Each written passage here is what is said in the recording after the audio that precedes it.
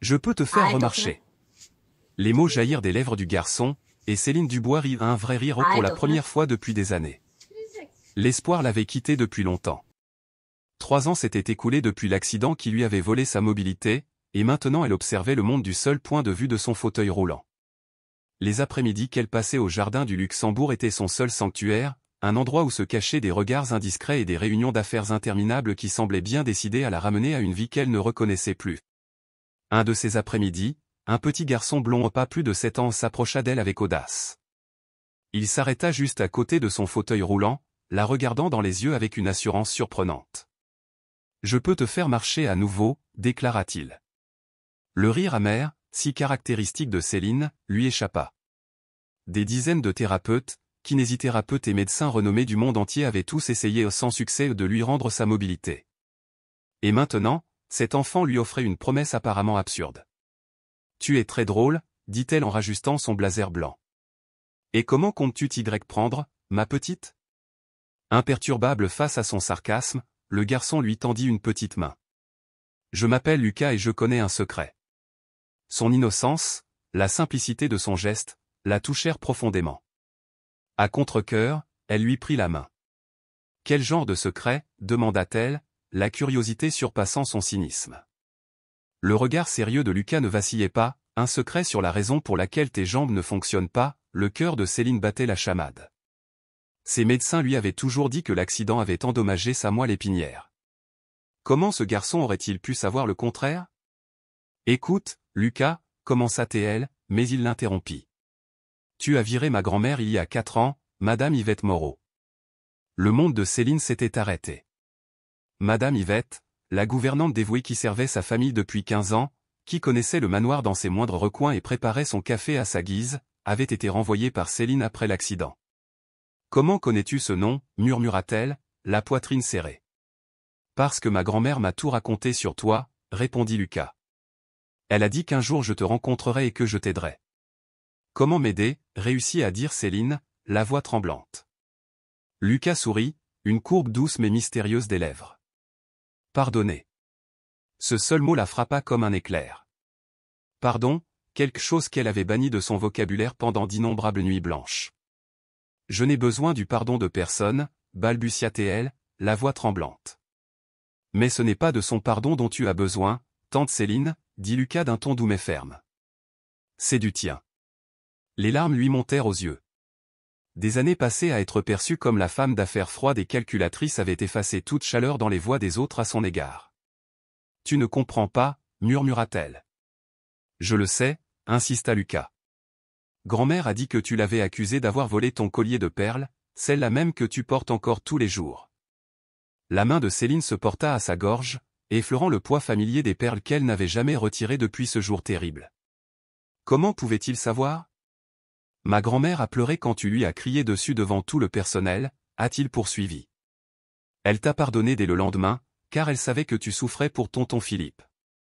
Entendre le nom de Philippe, l'homme qui avait détruit sa vie, son entreprise, sa confiance lui fit l'effet d'un coup de poing dans le ventre. Comment savait-elle pour Philippe, s'exclama Céline. Elle savait qu'il volait l'entreprise. Elle l'a vu vendre vos bijoux pour payer ses dettes. Elle l'a vu prendre vos perles la dernière nuit où il a dormi ici. Les dernières pièces du puzzle que Céline avait refusé d'assembler s'étaient mises en place. Madame Yvette avait toujours su toute l'histoire, mais n'avait jamais parlé, Céline l'ayant réduite au silence. Où est-elle maintenant? Demanda Céline, la voix brisée.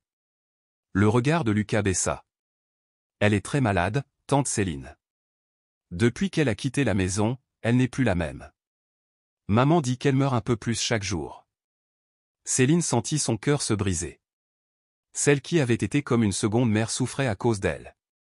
Je dois la voir, dit-elle désespérément. Tu veux bien m'emmener la voir? Lucas secoua la tête. Elle ne veut pas te voir.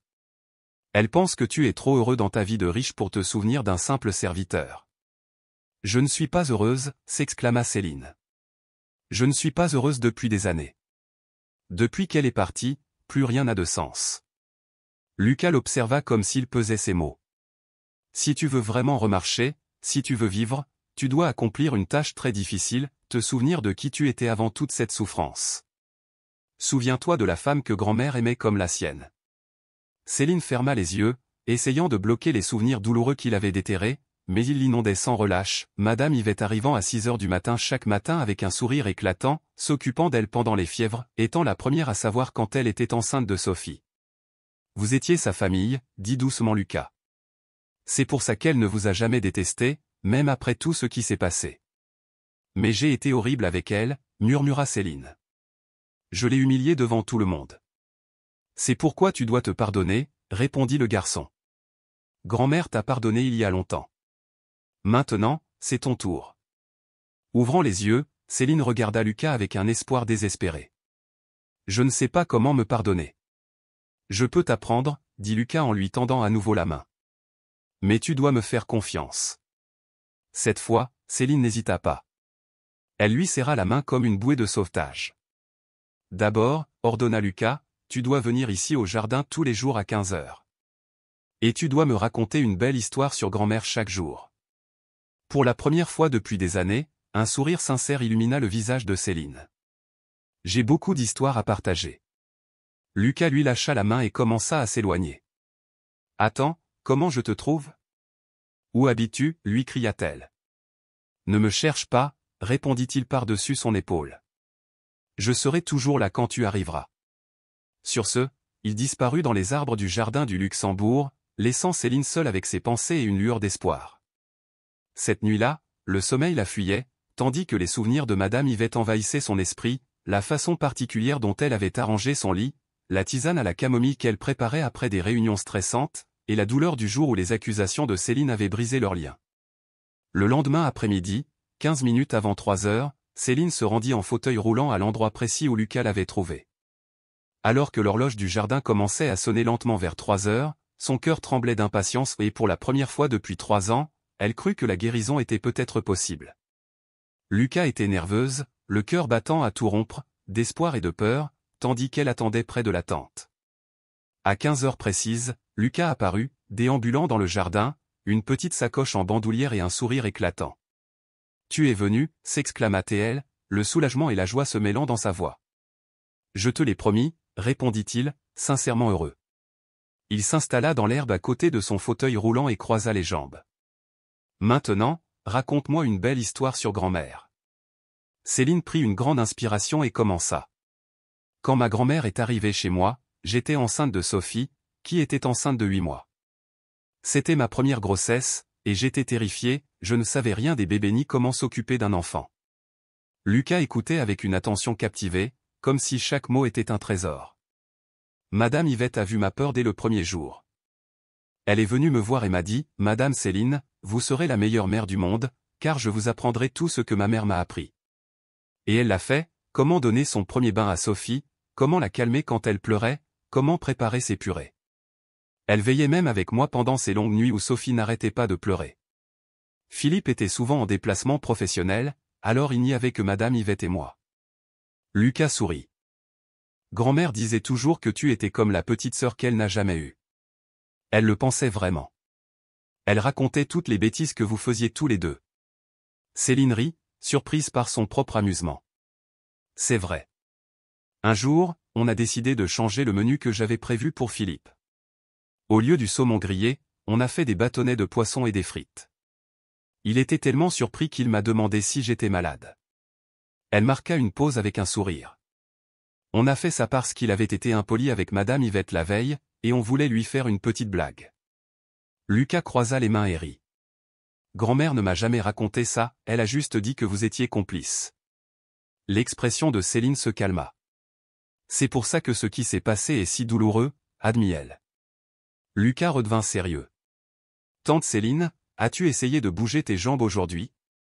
Pourquoi? C'est inutile. Essaie juste une fois pour moi.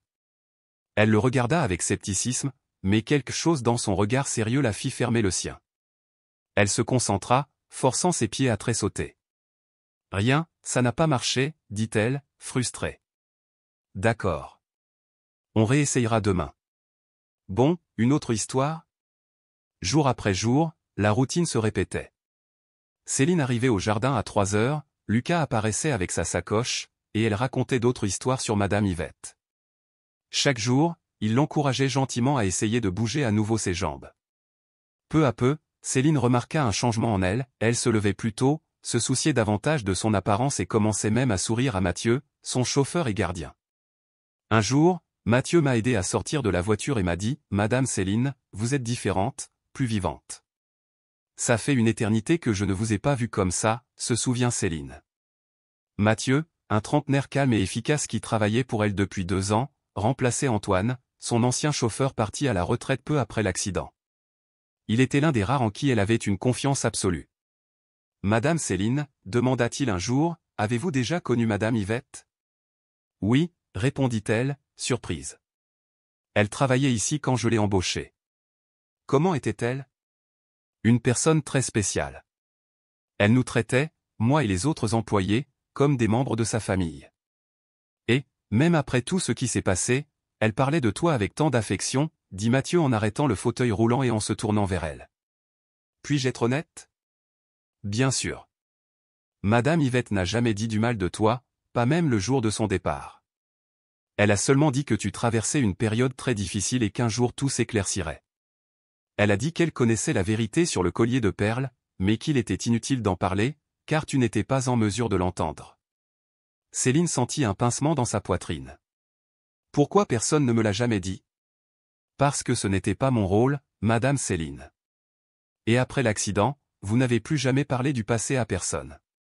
Cet après-midi-là, lorsque Lucas arrive au jardin du Luxembourg, Céline est visiblement secouée. Qu'est-ce qui ne va pas, tante ? Demanda le garçon, sentant sa détresse. Lucas, j'ai appris que d'autres personnes connaissaient la vérité sur ce qui est arrivé à ton grand-père. Pourquoi ne m'ont-ils rien dit ? Lucas resta assis en silence un moment. Parce que tu n'étais pas prête à l'entendre, tante. Grand-mère disait toujours qu'il y avait un temps pour tout. Il baissa les yeux, pensif. Je suppose qu'elle savait que tu devais affronter cette épreuve pour devenir celle que tu étais censée être. Céline réfléchit à cela, se remémorant son désespoir lorsqu'elle avait découvert les trahisons de Philippe, à quel point elle avait été trop brisée pour supporter quoi que ce soit d'autre. Probablement pas, admit-elle doucement.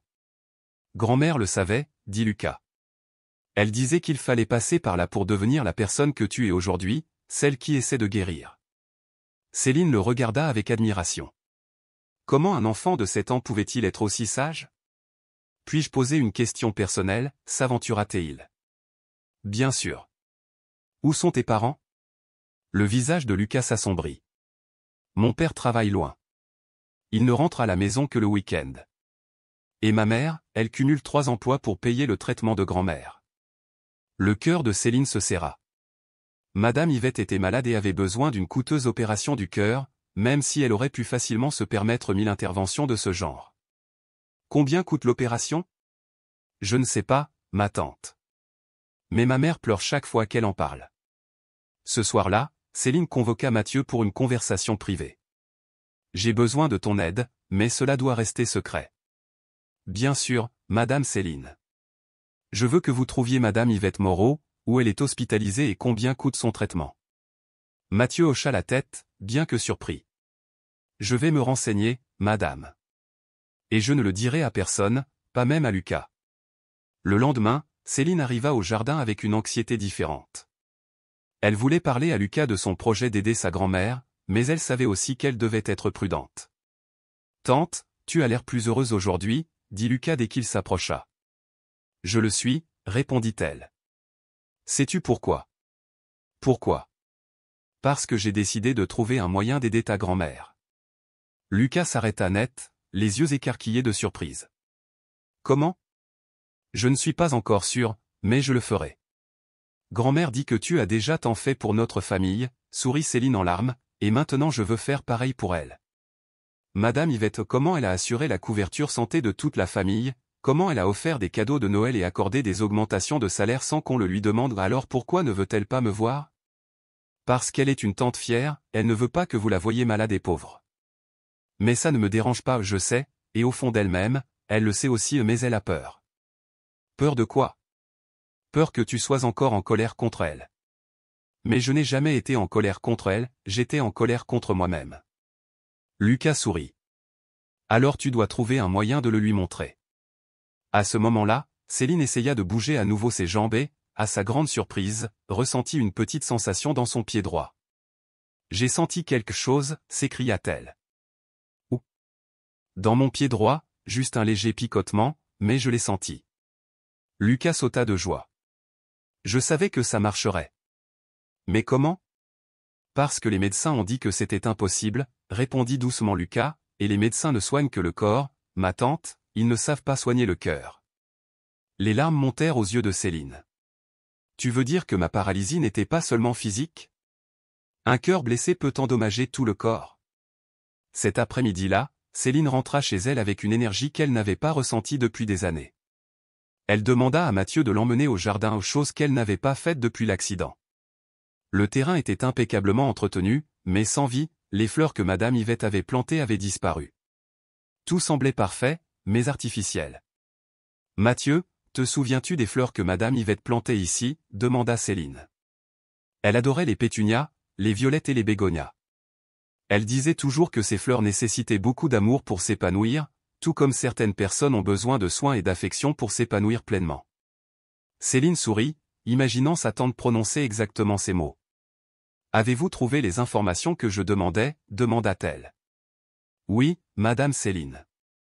Madame Yvette est à l'hôpital Saint-Louis, dans le Marais.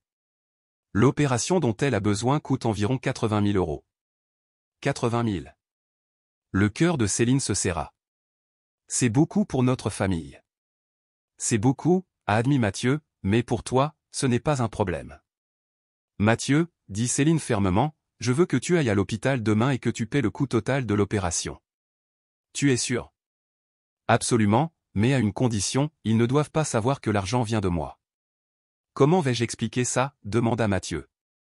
Dites-leur que c'est un don anonyme de quelqu'un qui a entendu parler de la situation et qui voulait t'aider. S'ils vous demandent des détails, dites que vous ne savez pas, juste qu'on vous a demandé de payer.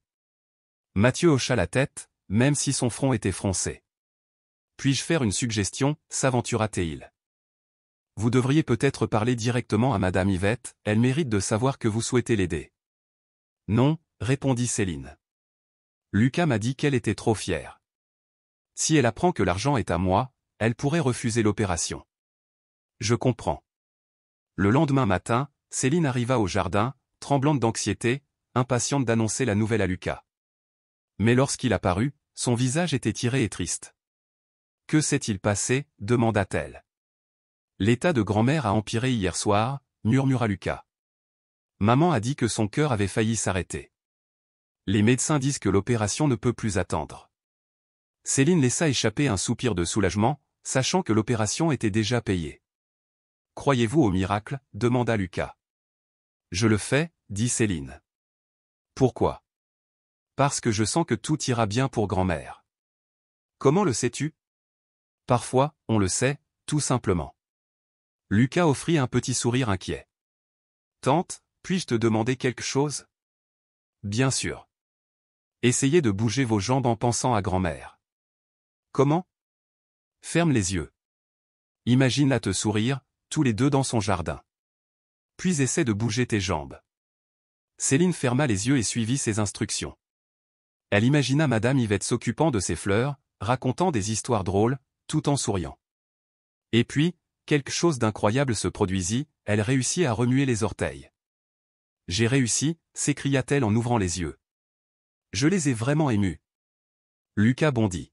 « Tu as réussi. »« Mais comment ? » « Parce que je me suis rappelé qui j'étais vraiment, » réalisa Céline. « Je redeviens la Céline que grand-mère connaissait autrefois. » À ce moment-là, son téléphone a sonné. « C'est Mathieu, » dit-elle. « Excusez-moi, Lucas. » Elle répondit, « Allô ? Mathieu ? Madame Céline, j'ai une nouvelle incroyable. Dites-moi. Quelqu'un a fait un don anonyme pour financer l'opération de Madame Yvette. La famille vient d'en être informée. » Quelle merveilleuse nouvelle, s'exclama Céline. Un don anonyme. Oui, et ce n'est pas tout, l'opération est prévue aujourd'hui. Les médecins n'ont pas pu attendre, grâce à ce cadeau. Céline raccrocha et se tourna vers Lucas, qui la regardait avec admiration. Qu'est-ce qu'il y a, Lucas ? demanda-t-elle. Un miracle vient de se produire, murmura-t-il. Quelqu'un a payé l'opération de grand-mère. Vraiment? Vraiment. L'opération a lieu aujourd'hui. Des larmes de joie coulèrent sur les joues de Lucas tandis qu'il se jetait dans les bras de Céline. Je savais que tu porterais chance à grand-mère. Depuis que je viens te voir, les choses s'arrangent. Grand-mère dit que tu as toujours été notre ange gardien. Céline sentit une douce chaleur dans sa poitrine qu'elle n'avait pas connue depuis des années. En tenant ce garçon spécial, confiante que Madame Yvette irait bien, elle fut remplie d'un sentiment de paix pour la première fois depuis toujours. Penses-tu qu'après son opération, grand-mère voudra me voir, demanda Lucas. Je crois qu'elle l'a toujours été, répondit Céline. Elle attendait juste que toi et moi soyons prêts. Et tu penses que je suis prêt? Lucas recula et la regarda dans les yeux. Tu as bougé tes orteils. Tu as aidé grand-mère sans qu'elle le sache. Et tu as souri haut pour la première fois depuis que je te connais. Tu es plus que prête. Cet après-midi-là, Céline s'attarda dans le jardin bien plus longtemps que d'habitude.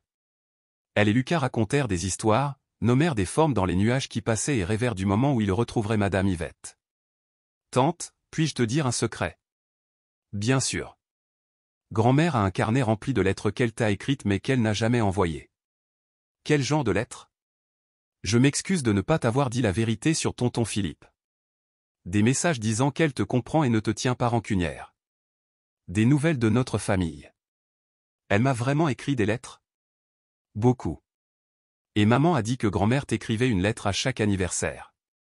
Comment était-il? Elle n'a jamais oublié une seule date importante, ton anniversaire, celui de Sophie, le jour de votre rencontre. Elle se souvenait de tout. Céline était trop émue pour parler, bouleversée que Madame Yvette ait gardé chaque date dans son cœur malgré tout ce qui s'était passé. Tu penses qu'elle m'a vraiment pardonné? J'en suis sûr, dit Lucas. Quand elle parle de toi, ses yeux brillent, tout comme les tiens quand tu racontes des histoires à son sujet. Ce soir-là, Céline a demandé à Mathieu de l'emmener acheter des fleurs pour l'hôpital, elle voulait envoyer un bouquet pour souhaiter bonne chance à Madame Yvette pour son opération. Quelles fleurs allons-nous envoyer? Demanda Mathieu. Des pétunias, des violettes et des bégonias, décida Céline. Et une carte avec le simple message, que tu refleurisses, de la part d'une amie qui ne t'a jamais oublié. Tu es sûr de ne pas vouloir le signer, insista Mathieu. Non, sourit Céline. Elle saura qui les a envoyées grâce au choix des fleurs. Céline se souvenait à quel point ces fleurs symbolisaient profondément l'amour de sa tante, soigneusement sélectionnées, chaque pétale étant une promesse d'espoir. Madame Yvette disait toujours que chaque fleur avait sa propre personnalité, les pétunias étaient joyeux et éclatants, les violettes délicates mais résistantes, et les bégonias généreux, fleurissant toute l'année s'ils sont entretenus avec soin. Les gens sont tous pareils, pensait Céline, chacun avec son caractère propre, mais tous ont besoin d'attention et d'amour pour s'épanouir pleinement. Le lendemain matin, Lucas fit irruption dans le jardin et courut vers elle en poussant un cri de triomphe. Tante Céline, l'opération a réussi. Grand-mère va s'en sortir. Un soulagement envahit Céline. Quelle merveilleuse nouvelle. Comment va-t-elle? Lucas sourit, elle est toujours à l'hôpital, mais le médecin a dit que son cœur battait normalement. Et tu sais ce qui s'est passé quand elle a reçu les fleurs, ajouta Lucas, les yeux brillants. Elle a pleuré. Elle a dit qu'elle savait exactement qui les avait envoyées. Elle n'était pas en colère, elle était tellement heureuse. Elle a dit que ça prouvait que tu tenais encore à elle.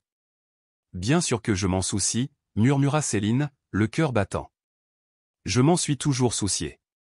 Lucas hésita, puis demanda doucement, alors pourquoi n'irais-tu pas la voir à l'hôpital? La gorge de Céline se serra. C'était exactement ce qu'elle voulait faire, mais la peur la retenait. Et si elle ne veut pas me voir? Et si elle ne se souvient que de mes paroles cruelles? Viens, insista Lucas. Je vais te confier un autre secret. Hier, quand maman a parlé des fleurs à grand-mère a demandé si tu allais bien, si tu vivais toujours dans la même maison, si tu étais heureux. Et tu sais ce que maman a répondu? Céline secoua la tête. Elle ne savait pas. Alors grand-mère lui a dit de se renseigner, expliqua Lucas. Renseigne-toi sur ta vie, si tu es seul, si tu es en bonne santé, si tu as besoin de quoi que ce soit. Céline sentit les larmes lui monter aux yeux. Même après tout ce qu'elle avait traversé, Madame Yvette s'inquiétait encore pour elle. Tu crois que si j'y vais, elle voudra me parler? Demanda Céline. Je crois qu'elle attend ça depuis 3 ans, dit Lucas d'un ton ferme. 3 ans après ton accident, elle n'arrête pas de demander de tes nouvelles. Elle a eu le cœur brisé quand elle a appris que tu ne marchais plus. Comment a-t-elle su pour l'accident, se demanda Céline. C'est un autre secret, sourit Lucas. Mathieu le lui a dit, il connaît notre famille depuis qu'il est petit. Céline cligna des yeux, surprise. Mathieu n'avait jamais mentionné ça. Il a étudié avec ma mère, continua Lucas. C'est comme ça qu'il a su que grand-mère était malade. Une pièce du puzzle s'est mise en place dans l'esprit de Céline. Mathieu savait depuis le début pour Madame Yvette et n'avait rien dit, peut-être par discrétion, ou par attente du bon moment. Lucas, dit Céline, tu penses que je peux y aller aujourd'hui? Bien sûr, répondit Lucas. Mais grand-mère est encore faible après son opération. On devrait peut-être attendre demain. Tu as raison. Tu viens avec moi, demanda Céline. Absolument, sourit Lucas. Grand-mère sera encore plus heureuse de me voir avec toi. Cette nuit-là, Céline dormit à peine. Elle était anxieuse et nerveuse, mais aussi pleine d'espoir. Elle sentait que demain allait changer sa vie à jamais. Tôt le lendemain matin, elle se réveilla et demanda à Mathieu de la conduire chez le coiffeur. Elle voulait être au mieux de sa forme pour rencontrer Madame Yvette. Vous êtes radieuse aujourd'hui, Madame Céline, remarqua Mathieu en conduisant. Mathieu, dit Céline, puis-je te demander quelque chose? Bien sûr. Pourquoi ne m'as-tu jamais dit que tu connaissais la famille de Madame Yvette? Mathieu soupira doucement. Ce n'était pas à moi de le dire, Madame Céline. J'avais le sentiment qu'avec le temps, tout s'arrangerait. J'ai senti dès que Lucas a prononcé son nom qu'elle était votre grand-mère, mais je n'en ai eu la certitude qu'en voyant où elle était hospitalisée. Céline le regarda, étonnée. N'as-tu pas trouvé étrange qu'un garçon de 7 ans s'approche d'un inconnu dans le jardin? Madame Céline, sourit Mathieu, après 2 ans à votre service, j'ai appris que les moments les plus importants de la vie semblent souvent être des coïncidences, mais qu'en réalité, ils sont le fruit du destin. Croyez-vous au destin? Je le pense, répondit doucement Céline, et je pense que Lucas n'était pas une coïncidence. Cet après-midi-là, elle retrouva Lucas dans le jardin, comme d'habitude. Il était plus excité que jamais. Prêt à voir grand-mère, demanda-t-il. Je suis prête, dit Céline, le cœur serré par la nervosité. Et si je ne sais pas quoi dire? Et si je me mets à pleurer? Lucas posa sa petite main sur la sienne. Tu sauras exactement quoi dire, ma tante. Le cœur finit toujours par trouver son chemin. En chemin, Céline répétait ses paroles, mais son esprit était vide. Arrivé à la chambre de Madame Yvette, Mathieu remonta le fauteuil roulant et s'arrêta à la porte. Lucas, veux-tu entrer en premier et lui dire que je suis là, demanda Céline. Bien sûr, dit Lucas. Mais tante, tu n'as rien à craindre. Grand-mère t'aime beaucoup.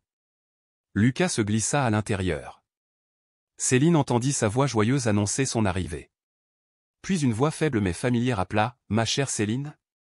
C'était Madame Yvette, cette même voix chaleureuse qui réveillait Céline chaque matin, racontait les histoires du soir à Sophie et la réconfortait dans les épreuves de la vie. Lucas réapparut à la porte avec un sourire triomphant. « Elle veut te voir, ma tante. » Mathieu poussa le fauteuil roulant à l'intérieur. Elle était là, Madame Yvette Moreau, plus mince, les cheveux plus gris, mais arborant ce même doux sourire. « Madame Yvette, » murmura Céline, les larmes aux yeux. « Ma chère enfant, » répondit Yvette en lui tendant la main. « Comme tu m'as manqué. » Céline prit la main de sa grand-mère et ressentit, en un instant, le même réconfort qu'avant, comme si ces 3 années de séparation n'avaient été qu'un cauchemar. « Madame Yvette, je dois vous demander pardon, » commença Céline, la voix tremblante. « J'ai été cruelle envers vous. J'ai dit des choses horribles. » Yvette lui serra la main. « Mon enfant, c'est du passé. Tout cela est derrière nous. Je pense que je devrais expliquer. » Pas besoin d'explication, dit doucement Yvette. J'ai toujours su que tu souffrais. Je savais pour Philippe, ce qu'il a fait. Je l'ai vu prendre ton collier. Pourquoi ne me l'as-tu jamais dit, demanda Céline. Tu n'étais pas prêt à l'entendre, répondit Yvette. Et je savais qu'avec le temps, tu apprendrais la vérité par toi-même. Céline jeta un coup d'œil à Lucas près du lit, la fierté et la gratitude brillant dans ses yeux. Madame Yvette, comment saviez-vous que je rencontrerais Lucas, demanda Céline. Yvette sourit en caressant doucement les cheveux de son petit-fils. Je l'ignorais, mais je lui ai demandé de veiller sur toi. Comment ça, insista Céline. Lucas intervint, je te demandais toujours comment tu allais, grand-mère. Je voulais savoir quel genre de personne tu étais, alors un jour, j'ai dit à monsieur Mathieu que je voulais te rencontrer. Céline regarda autour d'elle le cercle de visages aimants et réalisa qu'elle avait été entourée de soins tout du long. Madame Yvette, j'ai une confession à vous faire, dit Céline. Qu'est-ce qu'il y a, mon enfant? C'est moi qui ai payé ton opération. Les yeux d'Yvette brillèrent, sans surprise. Je le savais. Comment?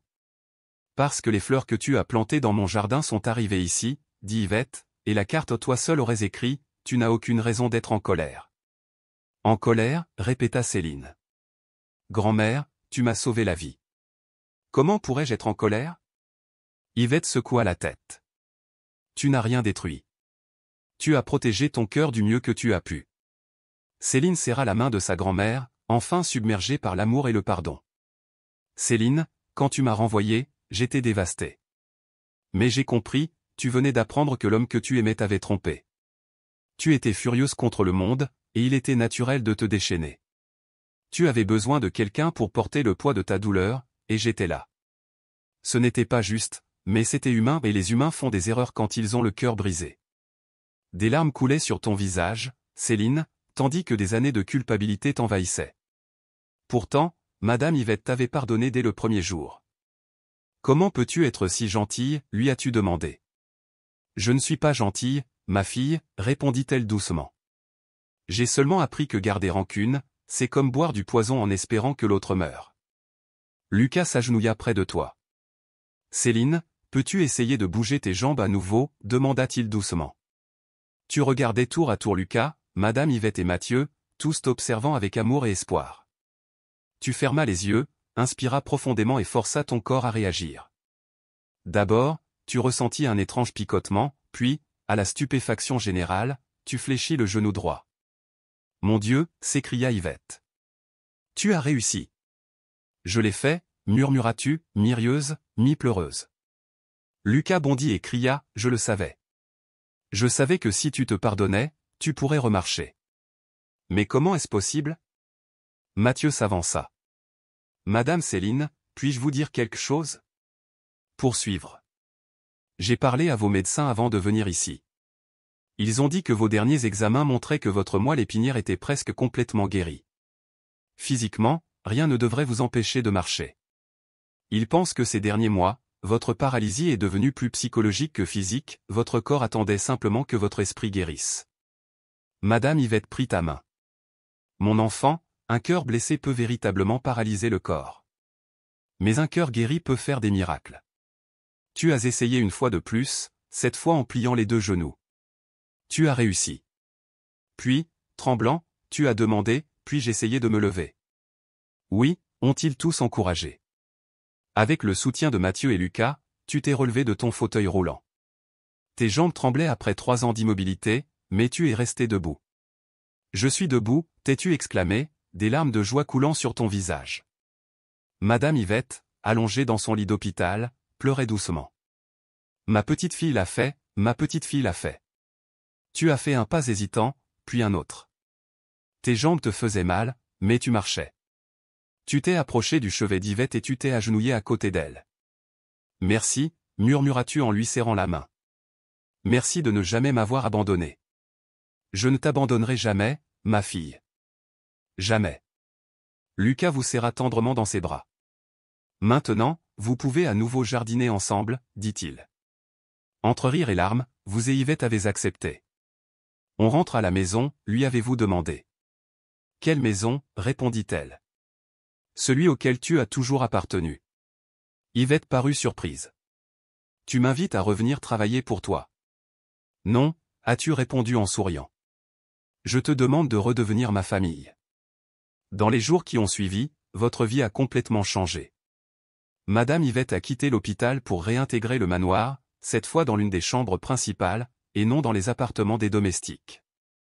Lucas a commencé à lui rendre visite tous les après-midi après l'école. Vous l'avez inscrit dans une école privée et est officiellement devenu son tuteur.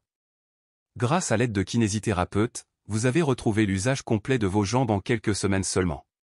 Votre première promenade en solo a eu lieu dans le jardin du manoir, où vous et Yvette avez replanté les mêmes fleurs que vous entreteniez autrefois ensemble.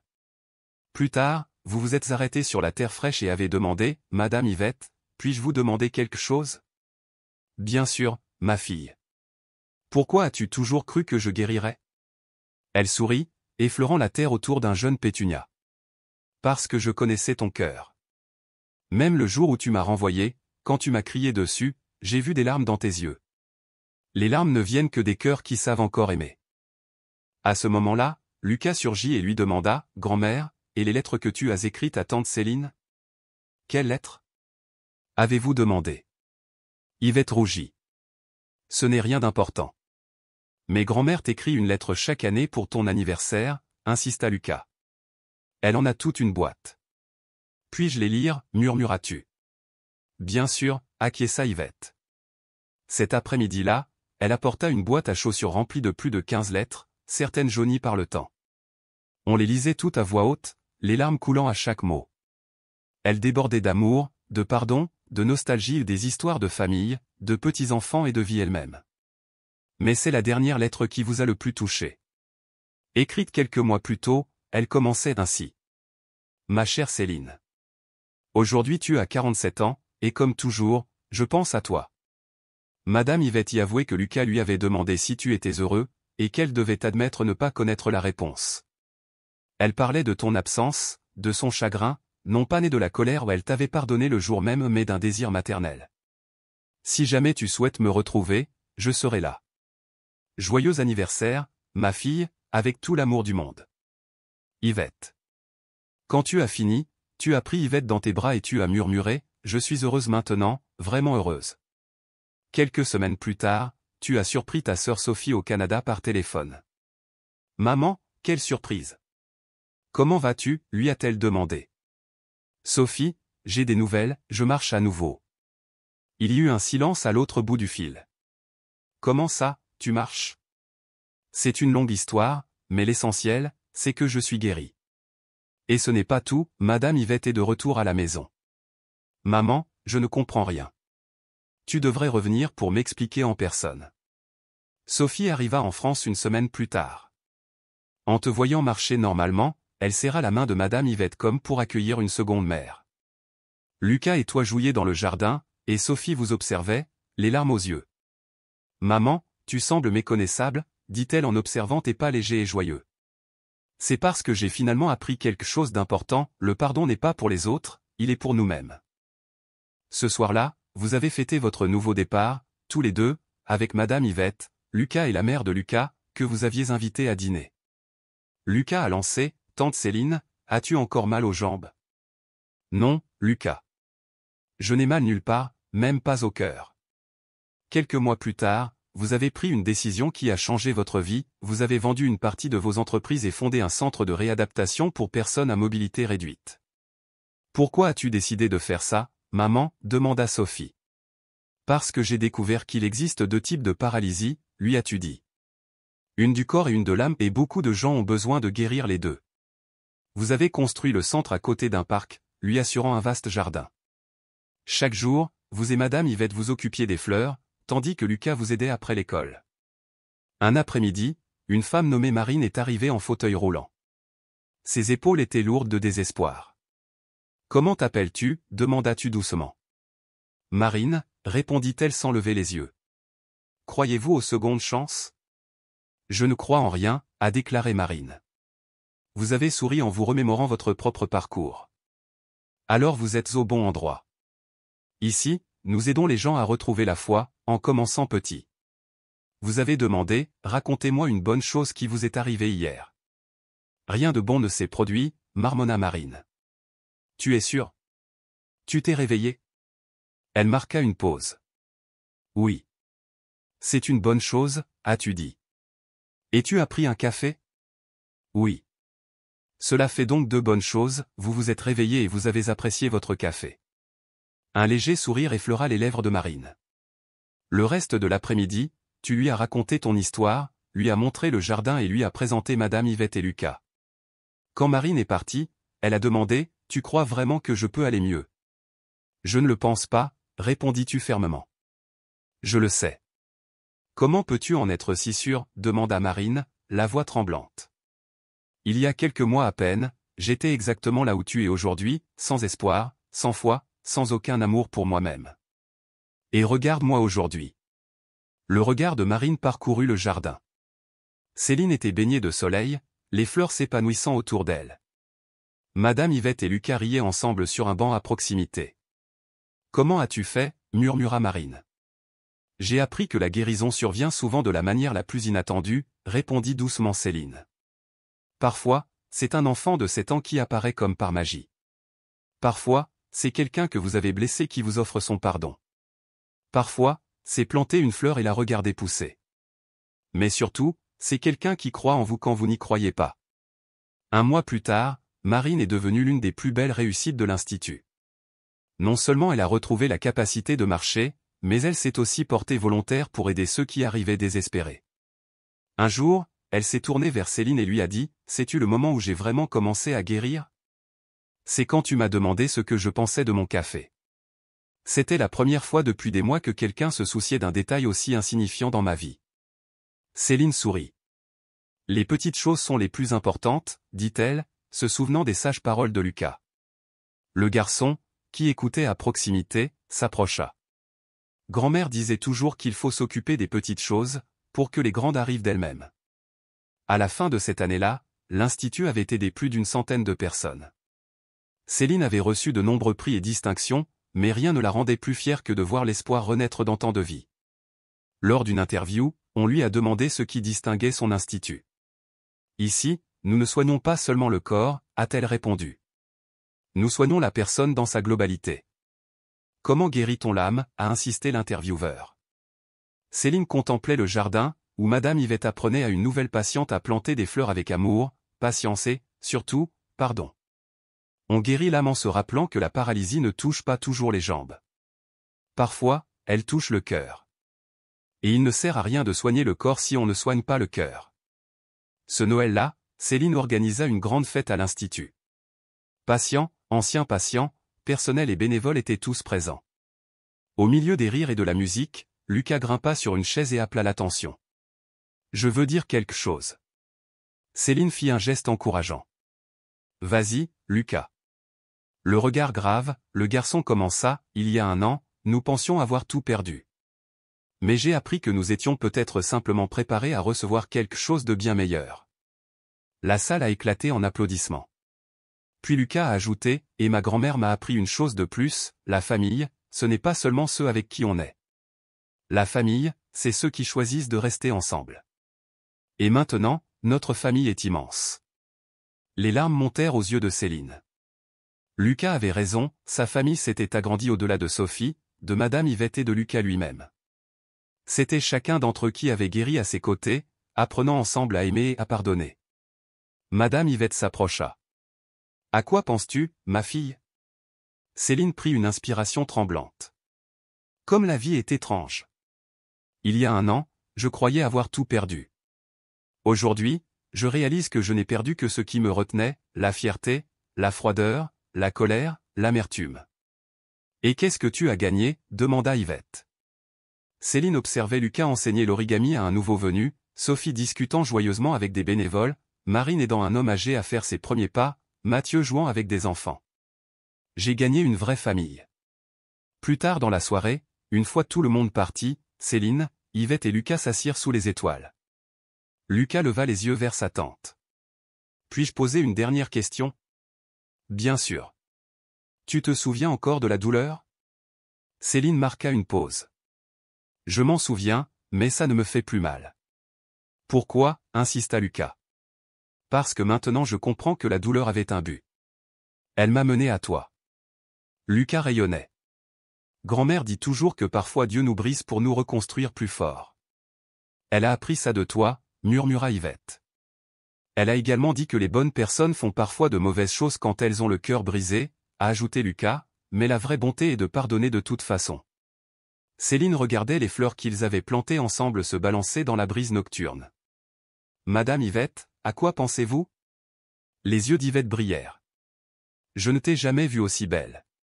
Tu es la même personne, mais complètement différente, tes yeux brillent à nouveau, ton sourire est sincère. Tu es la Céline que j'ai rencontrée il y a 20 ans. Et qui suis-je maintenant, sourit Céline en tendant la main vers Yvette et en serrant Lucas dans ses bras. Je suis la fille qui est enfin rentrée à la maison. 2 ans plus tard, l'Institut de Céline était devenu une référence nationale en matière de réadaptation, des personnes de tout le pays y venaient en quête non seulement d'une guérison physique, mais aussi d'une restauration émotionnelle. Lucas, alors âgé de 9 ans, en était l'ambassadeur officieux, s'adressant aux nouveaux patients et ravivant leur espoir. Un après-midi, il fit irruption dans la pièce, l'excitation dans les yeux.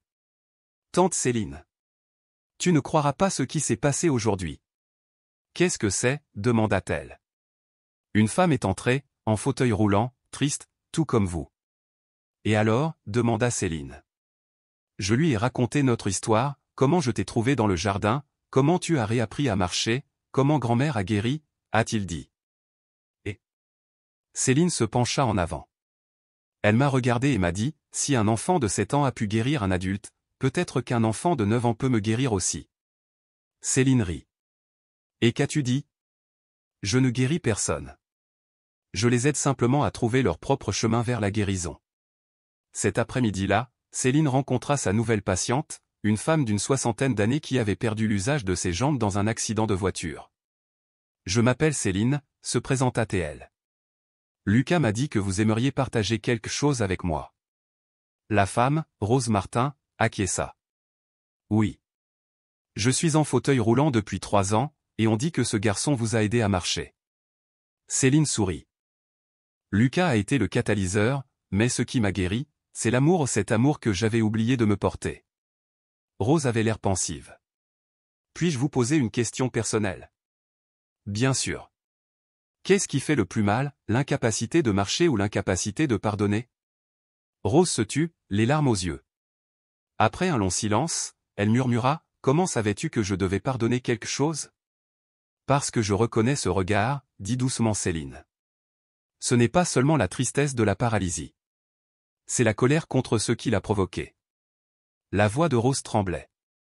Mon fils était ivre quand il a eu son accident. Il est parti après, disant qu'il ne pouvait pas me regarder en face. Peux-tu lui pardonner? Demanda doucement Céline. Rose ferma les yeux. Je ne sais pas. Puis-je partager un secret? Céline se pencha. Quand j'étais en fauteuil roulant, je croyais que quelqu'un avait détruit ma vie. J'en accusais mon ex-mari, Madame Yvette, et même le monde entier. Mais j'ai découvert que personne ne peut détruire notre vie, sauf nous-mêmes.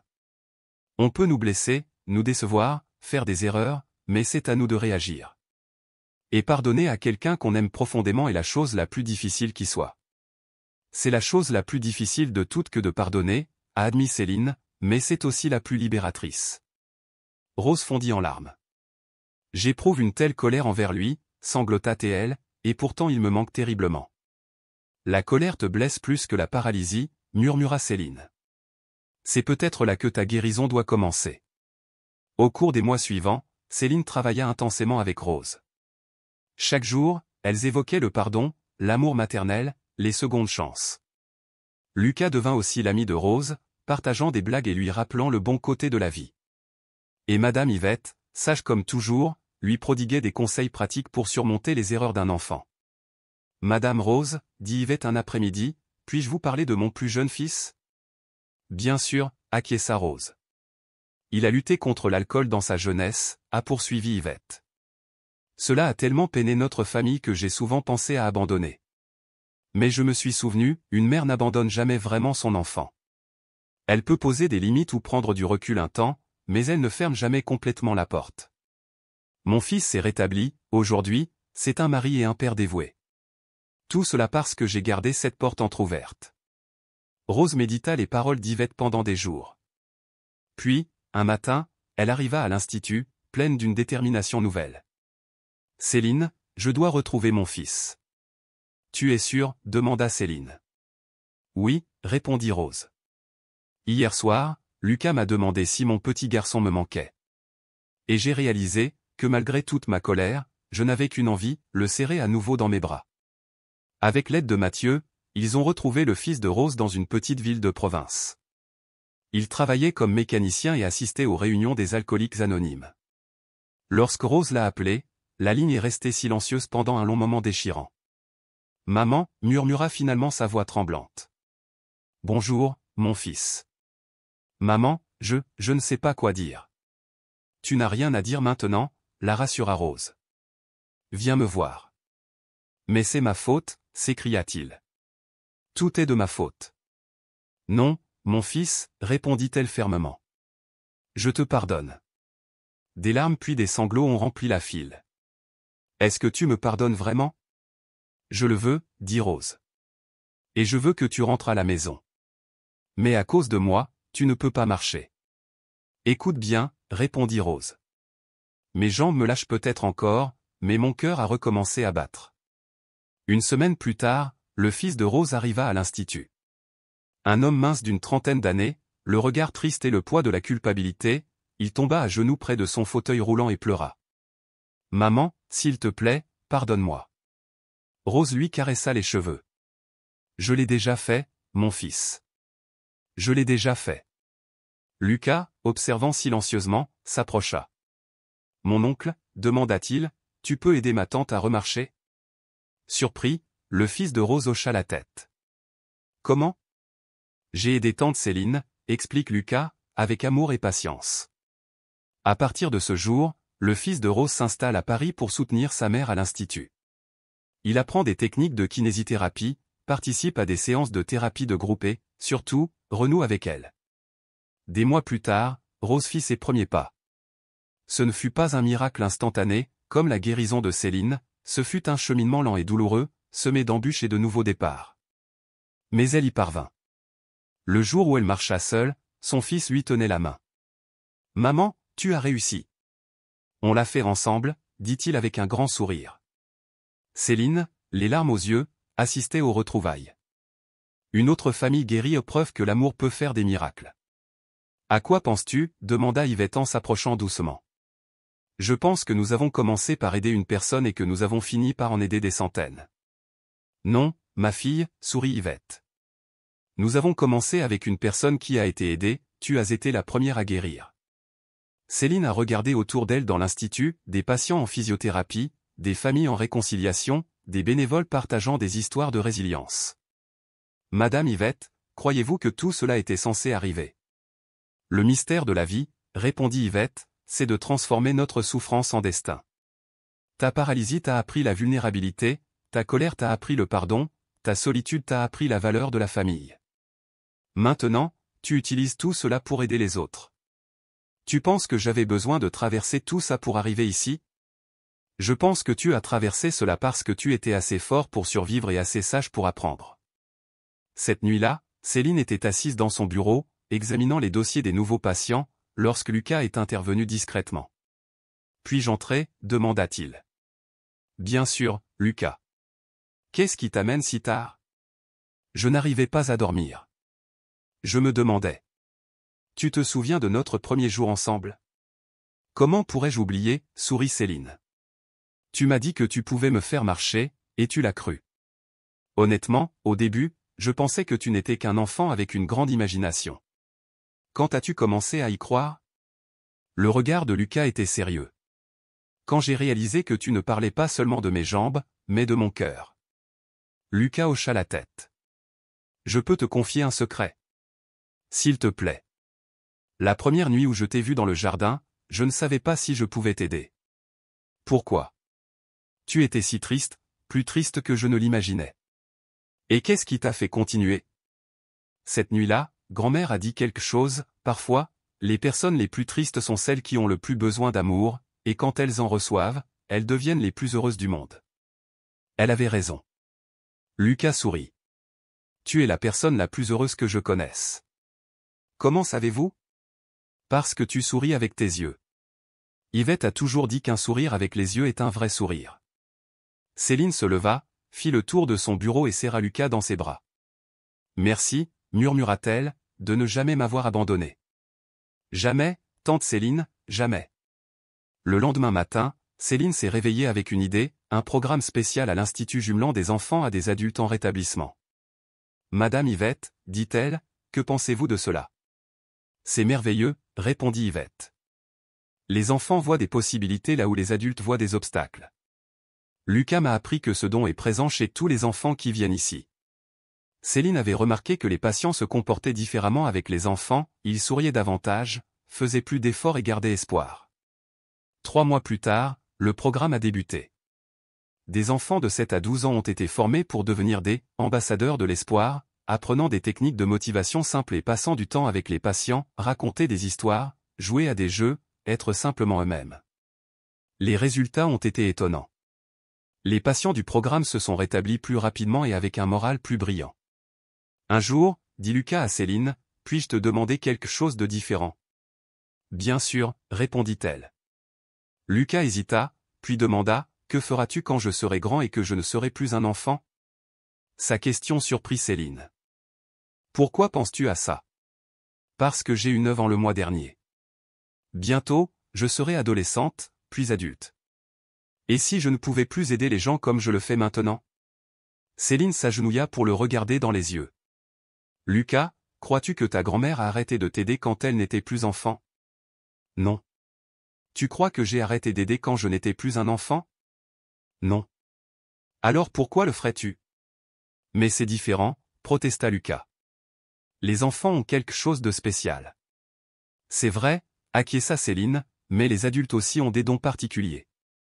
En grandissant, vous apporterez votre aide de nouvelles façons.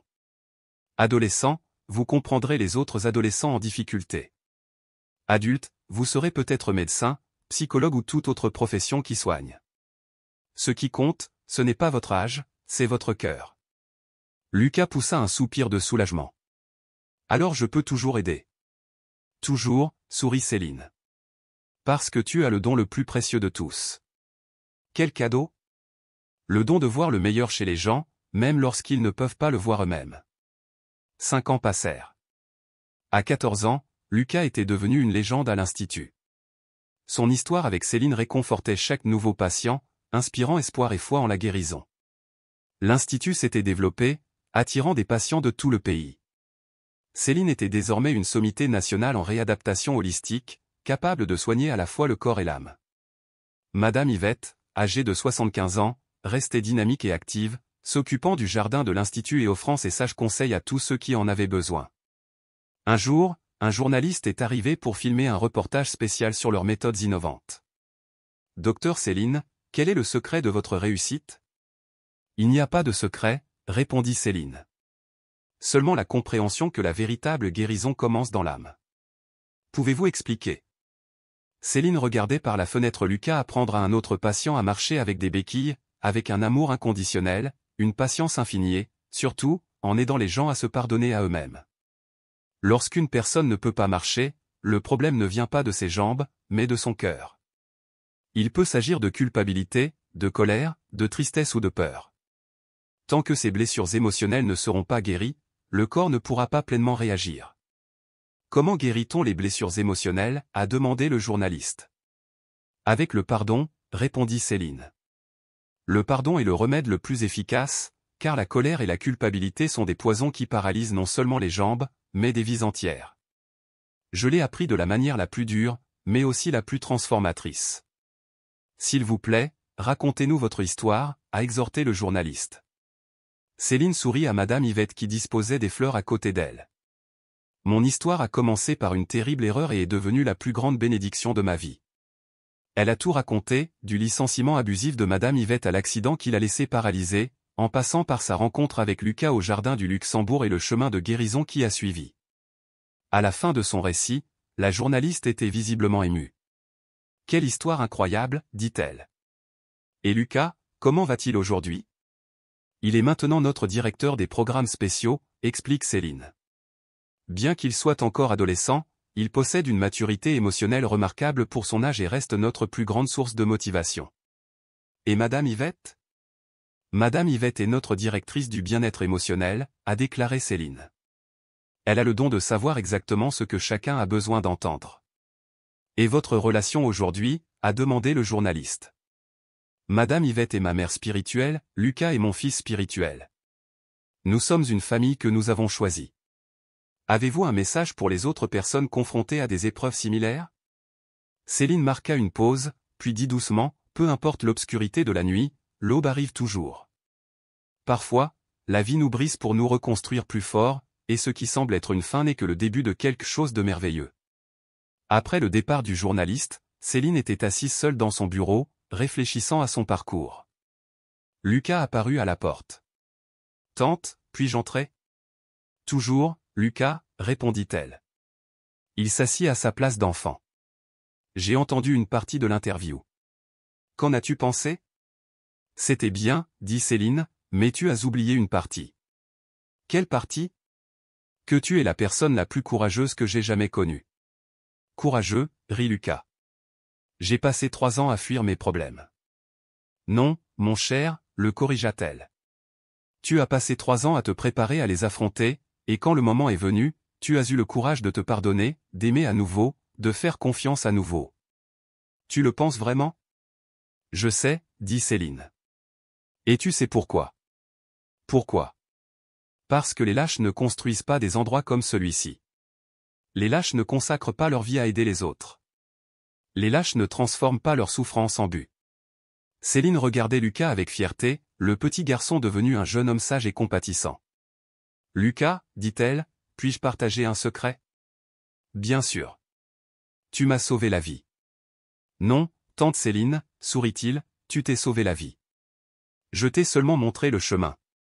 Comment as-tu appris à être si sage ? Demanda-t-elle. Avec grand-mère et toi, répondit Lucas.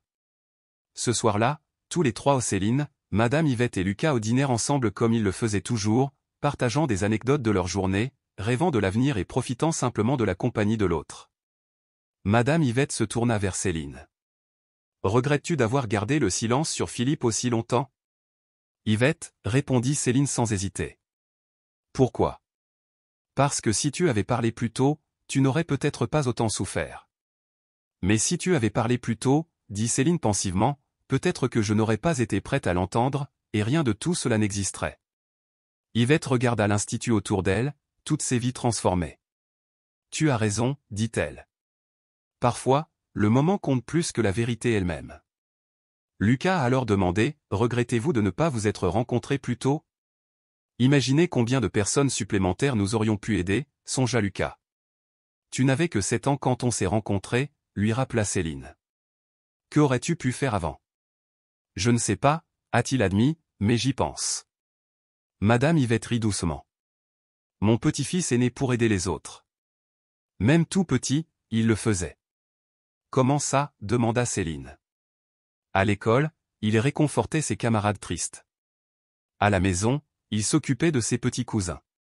Dans le quartier, il aidait ses voisins âgés à faire leurs courses. C'est vrai, confirma Lucas. Lucas, grand-mère disait toujours que Dieu m'avait donné un grand cœur pour que je puisse accueillir beaucoup de gens, et elle avait raison, dit Céline d'une voix douce, imprégnée de souvenirs. Ton cœur porte toute une famille, même ceux qui ne sont pas liés par le sang. La famille, ce n'est pas une question de sang, répondit doucement Lucas, les yeux brillants. La famille, c'est un choix. Après le dîner, comme chaque soir, ils se promenèrent dans le jardin. À la douce lueur de la lanterne, ils s'installèrent parmi les fleurs que Madame Yvette avait plantées avec amour, et parlèrent une fois de plus de la vie et de ses merveilles. Yvette, commença Céline en offrant un sourire hésitant, puis-je te demander quelque chose ? Bien sûr, ma chérie. Qu'est-ce que c'est ? Es-tu vraiment heureux ? Complètement heureux. Madame Yvette marqua une pause, cueillant un pétale délicat d'une violette. Pourquoi demandez-vous cela ? Parfois, je me demande si ton ancienne vie te manque. Et quelle vieille vie cela pourrait-il être ? Yvette haussa un sourcil. La vie d'une femme d'affaires prospère, riche et indépendante. Céline rit d'un rire clair et chaleureux. Madame Yvette, je suis toujours cette femme, accomplie, riche, indépendante. La seule différence, c'est que j'ai maintenant un but. Et quelle est la différence ? Insista Yvette, la curiosité dansant dans son regard. Avant, je travaillais simplement pour gagner de l'argent. Maintenant, j'utilise cet argent pour une cause qui compte. Madame Yvette l'observa un instant. Et l'époque où vous n'aviez aucune responsabilité envers tant de gens ne vous manque pas ? Jamais, répondit fermement Céline.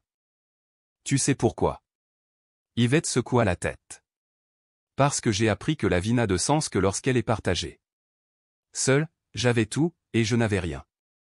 Maintenant, quand je partage avec toi, j'ai tout.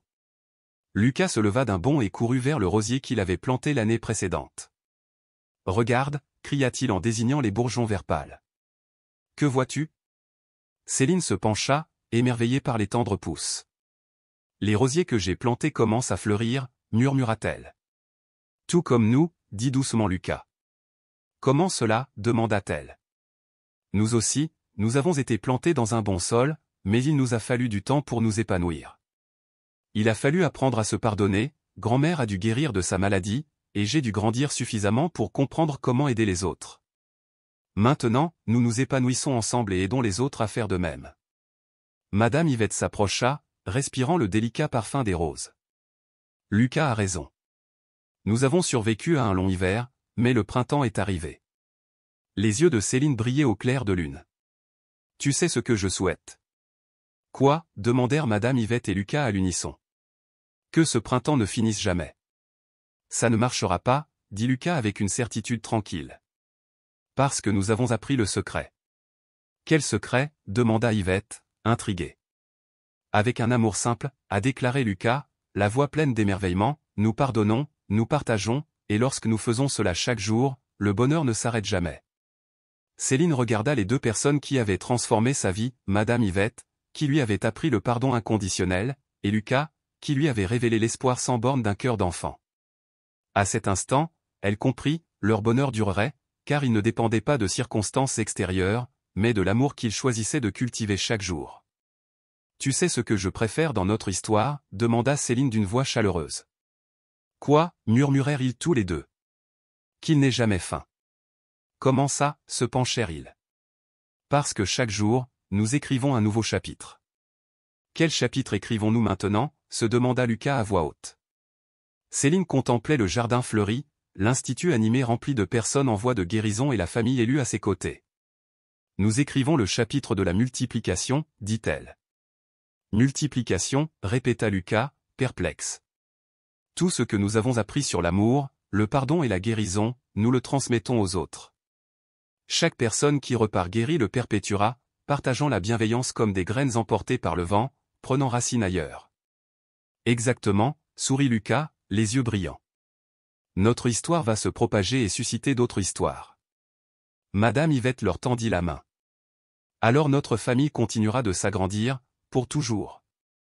Pour toujours, affirma Céline, et sous les étoiles de Paris, dans ce jardin parfumé, les trois âmes réunies par le destin continuèrent à rêver ensemble, à planifier un avenir brillant d'espoir, et à croire que parfois les meilleures familles sont celles que l'on choisit, et que les meilleures histoires ne finissent jamais vraiment, car elles se multiplient à chaque acte d'amour que nous laissons au monde.